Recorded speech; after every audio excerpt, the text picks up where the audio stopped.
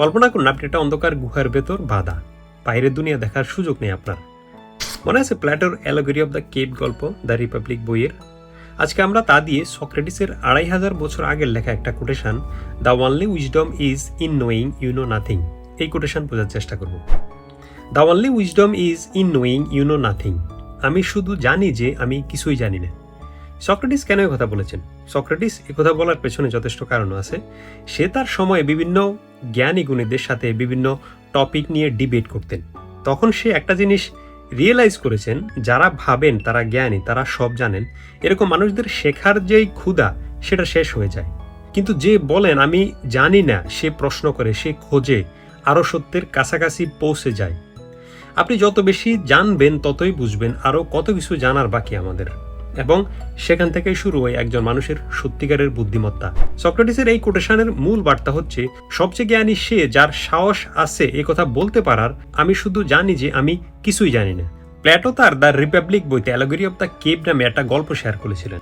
গল্পটা ছিল এমন: কিছু লোক জন্মের পর থেকেই একটা গুহার মধ্যে বসবাস করত, এবং গুহার ভেতরে আগুন জ্বলার কারণে গুহার দেয়ালে তাদের শ্যাডো রিফ্লেক্স হতো, তাদের এই ছায়া ওই গুহার মধ্যে রিফ্লেক্স হতো। তাদের জন্য এই দেয়ালটাই ছিল রিয়েলিটি, বাইরের দুনিয়া সম্পর্কে তাদের কোনো নলেজ ছিল না।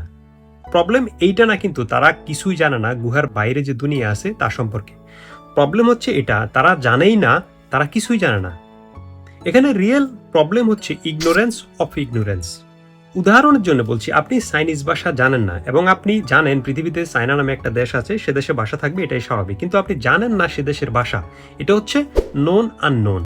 এখন গুহা থেকে তাদের মধ্যে থেকে একজন কষ্ট করে বের হয়ে বাইরের দুনিয়া দেখলো, এবং গুহায় ফিরে গিয়ে বাকিদের বলে, ভাই গুহা থেকে বের হো, বাইরের দুনিয়া অসম্ভব রকমের সুন্দর।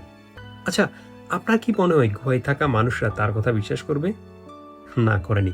বিকজ অফ তাদের যে বিলিফ সিস্টেম, তাদের ইগো, তারা অলসও বলতে পারেন, এবং কমফর্ট জোন থেকে বের হয়ে বাইরের রিয়েল দুনিয়া দেখাটা অতটা সহজ কাজও নয় কিন্তু।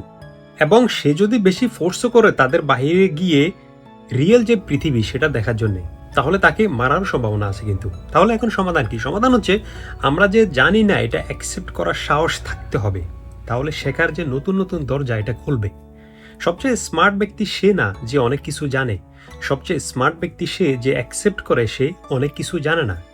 দ্যাটস ওয়াই সক্রেটিস এই কোটেশন লিখেছেন, the only wisdom is in knowing you know nothing. Thank you.